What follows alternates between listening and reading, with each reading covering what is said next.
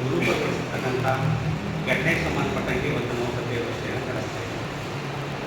ಕಾರಣ ಇಷ್ಟೇ, ಅವತ್ತು ಸಮಯ ಸುಮಾರು 3-4 ಗಂಟೆ ಸಮಯದಲ್ಲಿ ಒಬ್ಬ ಚಂದ್ರು ಎಂಬಾತ ಬಂದು ಅಂಬೇಡ್ಕರ್ ಅವರ ಒಂದು ಭಾವಚಿತ್ರಕ್ಕೆ ಅಲ್ಲಿ ಬಂದು ಮಸಿ ಬಳಿತಕ್ಕಂಥದ್ದು ಮತ್ತು ತೊಪ್ಪೆ ಸನ್ನೆಯನ್ನು ಬಳಿತಕ್ಕಂಥ ಕೆಲಸವನ್ನು ಮಾಡಿರ್ತಕ್ಕಂಥದ್ದು ನಮಗೆ ಪತ್ರಿಕೆ ಮಾಧ್ಯಮದಲ್ಲಿ ಬಂದಿದೆ. ಆ ದಿನ ಅಲ್ಲಿ ಅಕ್ಕಪಕ್ಕದಲ್ಲಿರ್ತಕ್ಕಂಥ ಮಹಿಳೆಯರು ಮತ್ತು ನಮ್ಮ ಸಮಾಜದ ಜನ ಅವರನ್ನು ಬಿಡಿಸಿ ಕಳಿಸಿದಾರೆ. ಅದನ್ನು ಆಯಿತು ಹೋಗಪ್ಪ, ಯಾಕೆ ಈ ಥರ ಮಾಡ್ತಾ ಇದೆಯಾ, ನೀನು ಮಾಡಬಾರ್ದು ಅಂತ. ಮತ್ತು ಚಾಟಿಪುರ ಅಂದರೆ ಎದುರುಗಡೆ ಇರ್ತಕ್ಕಂಥದ್ದೇ ಚಾಟಿಪುರ, ಅಲ್ಲಿರ್ತಕ್ಕಂಥ ಅಂಬೇಡ್ಕರ್ ಬೋರ್ಡ್ಗಳು ಸಹ ಅವರು ವಿರೂಪಗೊಳಿಸ್ತಕ್ಕಂಥ ಕೆಲಸವನ್ನು ಮಾಡಿದರು.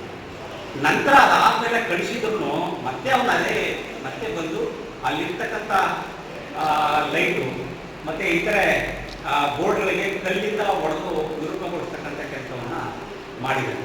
ಆಮೇಲೆ ಎಲ್ಲ ಜನ ಸುತ್ತ ಎಲ್ಲ ಸೇರ್ಕೊಂಡು ಅವ್ನು ಯಾಕೆ ಈ ಥರ ಮಾಡ್ತಾ ಇದೆಯಾ, ನೀನು ಹೇಳ್ಕೊಟ್ಟವ್ರು ಯಾರು, ಯಾಕೆ ಈ ಥರ ಮಾಡ್ತಾ ಇದೆಯಲ್ಲ ನೀನು, ನಾವೆಲ್ಲರೂ ಅಣ್ಣ ತಮ್ಮಂದರಾಗಿ ಎಲ್ಲ ಸಮಾಜದಲ್ಲಿ ಬದುಕ್ತಾ ಇದ್ದೀವಿ, ನೀನು ಬಿಡಿಸಿ ಕಳಿಸಿದ್ರು ಮತ್ತೆ ಬಂದು ಯಾಕೆ ನಿಮಗೆ ಈ ಕೆಲಸ ಮಾಡ್ತಾ ಇದೆಯಾ ಅಂತಕ್ಕಂಥದ್ದನ್ನು ಎಲ್ಲ ಪ್ರಶ್ನೆ ಮಾಡ್ಕೊಂಡೇನೆ.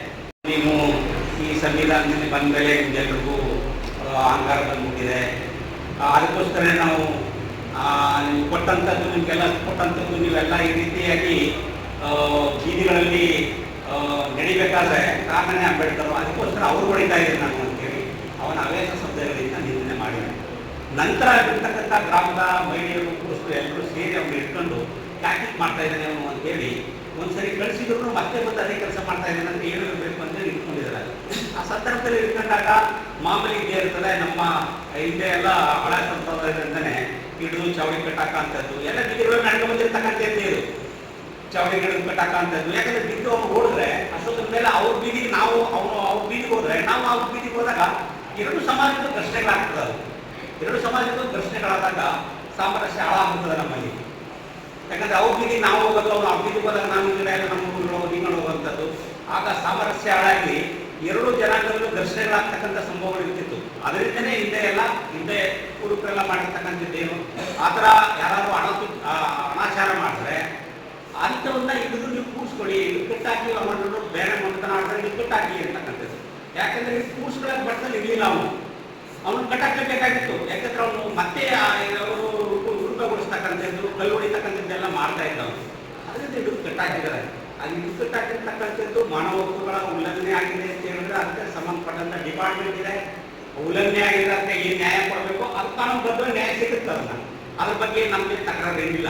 ಆದ್ರೆ ಅವ್ನು ಮಾಡಿರ್ತಕ್ಕಂಥದ್ದು ಘಟನೆ ಇದೆಯಲ್ಲ, ಅವನೇ ಮಾಡಿರೋದಿಲ್ಲ. ಅವನಿಂದ ಯಾರು ಇದ್ದಾರೆ, ಅವನು 2-3 ಜನ ಹೆಸರುಗಳನ್ನ ಹೇಳಿದ್ದಾನೆ. ಯಾರೋ ಶಿವಣ್ಣ ಅಂತಕ್ಕಂಥವ್ರು ಕಳಿಸಿದ್ರು ನನಗೆ ಅಂತಕ್ಕಂಥ ಹೆಸರು ಹೇಳಿದ್ದಾನೆ. ಮತ್ತೆ ಬೇರೆ ಬೇರೆ ಹೆಸರುಗಳನ್ನ ಹೇಳಿದ್ದಾನೆ. ಬೇರೆ ಬೇರೆ ಪೊಲೀಸ್ನವ್ರು ಎಲ್ಲರಿಗೂ ಎನ್ಕ್ವೈರಿ ಮಾಡುವಂಥ ಸಂದರ್ಭದಲ್ಲಿ, ಗ್ರಾಮಸ್ಥರು ಕೇಳುವಂಥ ಸಂದರ್ಭದಲ್ಲಿ ಅವ್ನು ಬೇರೆ ಬೇರೆ ಹೆಸರುಗಳನ್ನೆಲ್ಲ ಹೇಳ್ಕೊಂಡು ಬಂದಿದ್ದಾನೆ. ನಾವು ಇಂತಿದ್ದವರು ನನಗೆ ಕಳಿಸಿದ್ರು, ಹಿಂಗೆ ಮಾಡ್ಬಾ ನೀನು ಅಂತೇಳಿ ಕಳಿಸಿದ್ದಾರೆ, ನಾನು ಅದಕ್ಕೋಸ್ಕರ ಮಾಡಿದ್ದೀನಿ ಅಂತಕ್ಕಂಥದ್ದನ್ನ ಹೇಳಿದರು.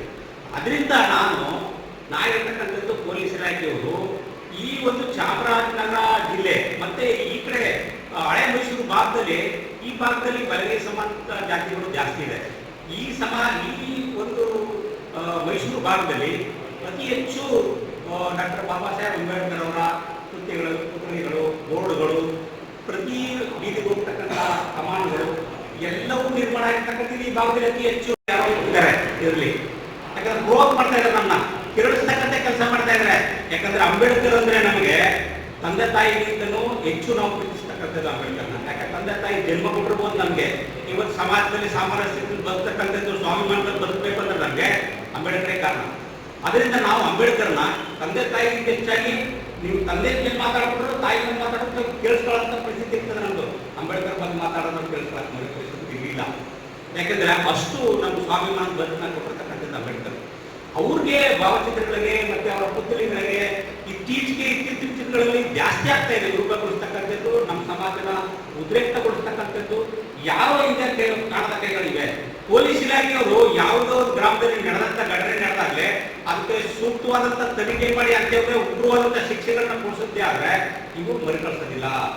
ಒಂದು ಪೋಕ್ಸೋ ಕಾಯ್ದೆ ತಂದ್ರು, ಈ ಒಂದು ಮತ್ತೆ ಕುಂಡ ಕಾಯ್ದೆ ತಂದ್ರು, ಕೆಲವು ಕಾಯ್ದೆಗಳನ್ನ ತಂದಿದ್ದಾರೆ. ಆ ರೀತಿ ರಾಷ್ಟ್ರ ನಾಯಕರುಗಳಿಗೆ ಅವಮಾನ ಆದಂತ ಸಂದರ್ಭಗಳಲ್ಲಿ ಅವ್ರಿಗೆ ಇಷ್ಟು ವರ್ಷಗಳ ತನಕ ಜೈಲು ಶಿಕ್ಷೆ ಆಗ್ಲೇಬೇಕು ಅಂತಕ್ಕಂಥ ಒಂದು ಕಾಯ್ದೆನ ತಂದ್ರೆ, ಬಿಲ್ಲನ್ನ ತಂದು ಕಾಯ್ದೆ ರೂಪದಲ್ಲಿ ಕಾನೂನ ರೂಪೆ ಮಾಡಿದ್ರೆ ಈ ರೀತಿ ಅವರು ಮರುಕಳಿಸೋದಿಲ್ಲ ಅಂತಕ್ಕಂಥದ್ದು ನನ್ನ ಭಾವನೆ.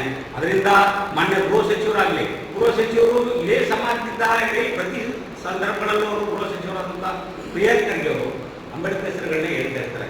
ಆದ್ರಿಂದ ಅವರಾದರೂ ಈಗ ಗೃಹ ಸಚಿವರಾಗಿರೋದ್ರಿಂದ ಬಿಲ್ನ ತಂದು ಈ ಒಂದು ಕಾನೂನನ್ನ ರೂಪಣೆ ಮಾಡಿ ಯಾವುದೇ ರಾಷ್ಟ್ರೀಯ ನಾಯಕರಿಗೆ ಅಪಮಾನ ಆದಂಥ ಸಂದರ್ಭದಲ್ಲಿ ಅವ್ರು ಉಗ್ರವಾದಂಥ ಶಿಕ್ಷೆ ಆಗಬೇಕು ಅಂತಕ್ಕಂಥ ಒಂದು ಕಾನೂನನ್ನ ತರಬೇಕು ಅಂತೇಳಿ ನಮ್ಮ ಮಾಧ್ಯಮದ ಮುಖಾಂತರ ನಾನು ಒತ್ತಾಯವನ್ನು ಮಾಡ್ತೇನೆ.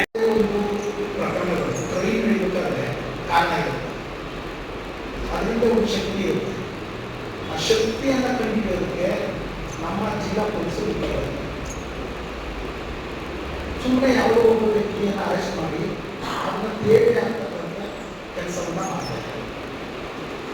ಯಾವ ಒಬ್ಬ ಹೆಚ್ಚುವರಿ ಅರೆಸ್ಟ್ ಮಾಡ್ತಾರೆ ಸರ್, ಅದು ಹಿಂದೆ ಅವ್ರಿಗೆ ಏನಾದರೂ ಅವ್ರು ಲಾಭ ಇರಬೇಕಲ್ವ. ಇವಾಗ ಹೋಗಿ ಕಳ್ತನ ಮಾಡ್ತಾರೆ, ಅವ್ರಿಗೆ ಲಾಭ ಇರುತ್ತೆ, ಅದೇ ರೀತಿ ಇಂತಹ ಕೃತ್ಯ ಮಾಡ್ತಾರೆ. ಯಾವುದೋ ಒಂದು ರಾಜಕೀಯ ಬೇರೆ ಶಕ್ತಿ ಇರ್ಬೋದು ಅಥವಾ ಬೇರೆ ಸಾಮಾಜಿಕ ಕೃತ್ಯ ಮಾಡ್ತಕ್ಕಂಥದ್ದು, ಸಾಮಾಜಿಕ ಸ್ವಾಸ್ಥ್ಯವನ್ನು ಹಾಳು ಮಾಡ್ತಕ್ಕಂಥ ಶಕ್ತಿ. ಆ ಶಕ್ತಿಯನ್ನು ಕಂಡುಹಿಡಿಯೋದಕ್ಕೆ ಪೊಲೀಸರು ರಾಜಕೀಯ ಒತ್ತಡಗಳಾಗಿ ಇಂಥ ಪ್ರಕರಣಗಳನ್ನ ವ್ಯವಸ್ಥಿತವಾಗಿ ಮುಂಚಾಗ್ರಹಿಗಳನ್ನು ಕೆಲವೊಂದು ಪ್ರಕರಣದಲ್ಲಿ ಒಬ್ಬ ವ್ಯಕ್ತಿಯಿಂದ ಆ ಕೃತ್ಯ ಮಾಡೋಕ್ಕಾಗಲ್ಲ ಅಂತ ಎಲ್ಲರೂ ಹೇಳ್ತಾರೆ. ಆದರೆ ಕೇವಲ ಒಬ್ಬರನ್ನ ಮಾತ್ರ ಪೊಲೀಸರು ಹೇಳಿದ್ರು, ಅವಾಗ ಆಟ ಬಂದಿತ್ತು, ಅಲ್ಲೊಂದು ಬೈಕ್ ಬಂದಿತ್ತು ಅಂತ ಹೇಳಿದ್ರು. ಇವತ್ತಿನ ಅವರಿಗೆ ಸುರಕ್ಷತೆಯನ್ನು ನಾವು ಕಲ್ಪಿಸಲಿಕ್ಕೆ ವಿಫಲರಾಗಿದೆ. ಒಂದು ವಿಚಾರ ಏನಪ್ಪ ಅಂತಂದರೆ, ಯಾವುದೇ ಸಮಾಜದವರು ಸಮಾಜದ ಹಿತಕ್ಕಾಗಿ ಪ್ರತಿಭಟನೆಗಳನ್ನು ಮಾಡಬೇಕೇ ಹೊರತು ವ್ಯಕ್ತಿಯ ಹಿತಕ್ಕಾಗಿ ಅಥವಾ ರಾಜಕೀಯ ಹಿತಕ್ಕಾಗಿ ಮಾಡೋದು ಭಾಳ ತಪ್ಪು. ನಾವು ಸಮಾಜದ ಹಿತಕ್ಕಾಗಿ ಮಾತ್ರ ಮಾಡಬೇಕು ಅಂತ ನನ್ನ ಒಂದು ವೈಯಕ್ತಿಕ ಅಭಿಪ್ರಾಯ. ಹಾಗೆ ಇಲ್ಲಿ ನಮ್ಮ ಮುಖ್ಯ ಉದ್ದೇಶ ಏನಪ್ಪ ಅಂತಂದರೆ, ಬಾಬಾ ಸಾಹೇಬ್ ಅಂಬೇಡ್ಕರ್ ಅವರಿಗೆ ಎಲ್ಲೇ ಅವಮಾನ ಆಗಲಿ, ಗೌರವ ತರುವಂಥ ಹೇಳಿಕೆಗಳಾಗಲಿ ಈ ರೀತಿ ನಡೆದಂಥ ಸಂದರ್ಭದಲ್ಲಿ ಪ್ರತ್ಯೇಕವಾದಂಥ ನಿರ್ದಿಷ್ಟವಾದಂಥ ಕಾನೂನನ್ನು ರಚನೆ ಮಾಡಬೇಕು. ನಾವು ಇಷ್ಟೆಲ್ಲ ಭದ್ರತೆಯಿಂದ ಭಾಳ ಸುರಕ್ಷಿತವಾಗಿ ನಾವು ಬದುಕ್ತಾ ಇರೋದು ಬಾಬಾ ಸಾಹೇಬ್ ಅಂಬೇಡ್ಕರ್ ಅವರ ಕಾರಣದಿಂದ. ನಾವೆಲ್ಲ ಇದು ಅವರಿಗೆ ಸುರಕ್ಷತೆಯನ್ನು ನಾವು ಕೊಡಲಿಲ್ಲ ಅಂದರೆ ನಮಗೆ ಒಂಥರ ಭಾಳ ಅಪಮಾನ ಆಗ್ತಾ ಇದೆ. ಆದ ಕಾರಣ ನಮ್ಗೆ ಎರಡೇ ಇದರಲ್ಲಿ ಪದೇ ಪದೇ ಬಾಬಾ ಸಾಹೇಬ್ ಅಂಬೇಡ್ಕರ್ ಅವರಿಗೆ ಅಪಮಾನ ಆಗ್ತಾ ಇರ್ತಕ್ಕಂಥದ್ದು. ಒಂದು, ಮುಂದೆ ಈ ರೀತಿಯಾದ ಘಟನೆಗಳು ನಡೆಯಬಾರ್ದು, ಜಿಲ್ಲಾದ್ಯಂತನೇ ಆಗಲಿ ದೇಶಾದ್ಯಂತ ಆಗಬಾರ್ದು. ಆ ಕಾರಣಕ್ಕಾಗಿ ಪ್ರತ್ಯೇಕವಾಗಿ ಒಂದು ಕಾನೂನನ್ನು ರಚನೆ ಮಾಡಬೇಕು. ಜೊತೆಗೆ ಎಲ್ಲ ಸಮುದಾಯದವರು ಕೈ ಜೋಡಿಸಿ ಈ ಪ್ರತಿಭಟನೆಗೆ ಸಹಕರಿಸಬೇಕು ಅಂತ ಹೇಳ್ತಾ ಈ ಮನವಿಯನ್ನು ಮಾಡ್ಕೊತಾ ಇದ್ದೀವಿ. ಹಾಗೆ ನಮ್ಮ ಕಟ್ಟೆಗಡೆ ಯಜಮಾನರು ಎಲ್ಲ ದಲಿತ ಪರ ಸಂಘಟನೆಗಳ ಹೋರಾಟಗಾರರು ಎಲ್ಲರೂ ಇದಕ್ಕೆ ಕೈ ಜೋಡಿಸ್ತಾ ಇದ್ದಾರೆ. ಪತ್ರಿಕಾ ಮಾಧ್ಯಮದವರು ನಾವು ಕೇಳ್ಕೊತಾ ಇದ್ದೀವಿ, ತಾವು ಸಹ ಅಷ್ಟೇ ಅಲ್ಲ, ಪ್ರತಿಯೊಬ್ಬರು ಭಾರತೀಯರು ಹೋಗಿದ್ದಾರೆ ಅಂತ ಕೇಳ್ತಾ ನನ್ನ ಮನವಿಯನ್ನು